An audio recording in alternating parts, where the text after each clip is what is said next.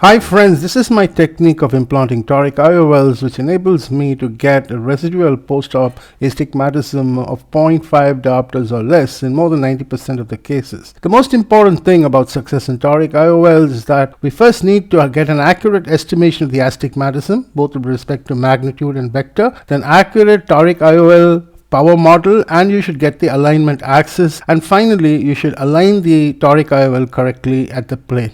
Now, with respect to getting these measurements, we follow the Boren-Hills triangle of agreement, where he stated that get the values in 3 separate instruments in order to increase the accuracy. With respect to magnitude of astigmatism, the primary instrument should be the manual keratometer, the secondary should be the IOL master, and the tertiary instrument should be the topographer. With respect to vector of astigmatism, the primary instrument will be the corneal topography, secondary will be IOL master, and tertiary will be a manual keratometry. Because topography is the only investigation which will help us to detect irregular corneal astigmatism, in which toric IOLs do not work very well. Once the spherical equivalent is obtained of the lens using a Barrett universal IOL formula, the data is fed into a Barrett toric calculator, and the toric IOL power, the model, and alignment axis is estimated. This will take care of posterior corneal toricity, AC depth induced power variations between cornea and IOL plane, and also the plane of power of the IOL based on its design, which the Barrett formula will take care of. Now, with respect to the marking technique,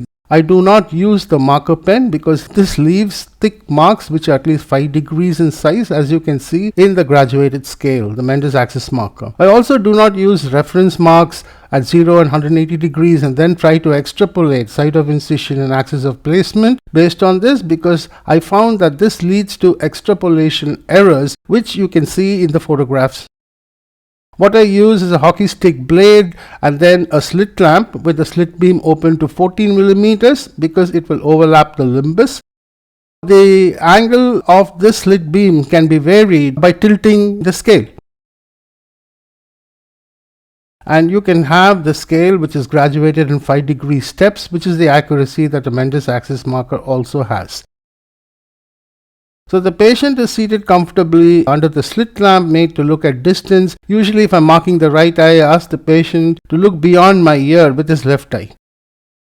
The slit beam is passed across the Hirschberg's reflex, then it is aligned to the axis of placement, and by gently pressing the hockey stick blade, I make fine imprints on the cornea. Both the axis of placement and site of incision are marked. I also use marker pen in order to mark the blade. This will leave not white lines but blue lines that can be clearly visible under the operating microscope.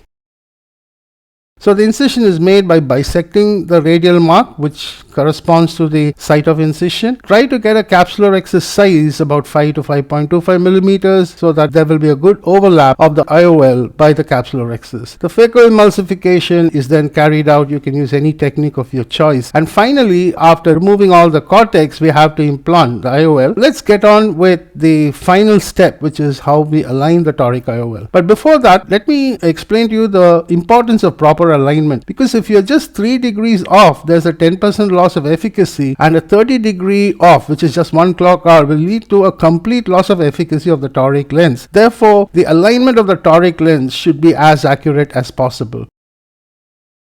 So once the IOL has been implanted in the back, this is the Purkinje 1 image which is formed on the cornea, and this is the Purkinje 4 image. Both these images can be used to determine the coaxiality of the eyeball. Remember that when these 2 images coincide, the eyeball will be perfectly coaxial. So after washing off the viscoelastic from behind the IOL, I do a pivot rotation technique to get the IOL to try to come to the alignment axis. Now, in case you overshoot the alignment axis and go beyond it, you can do an anti-clockwise rotation simply by pulling the lens back. This will free the tension of the haptic in that particular axis, and you can rotate the lens in anti-clockwise direction for a few degrees. Now, the perfect alignment is when the Purkinje 1 and 4 images coincide, so the eye is coaxial and the marks on the cornea and the lens are all perfectly aligned. Now, once this is done, you can further verify the placement by doing parallax.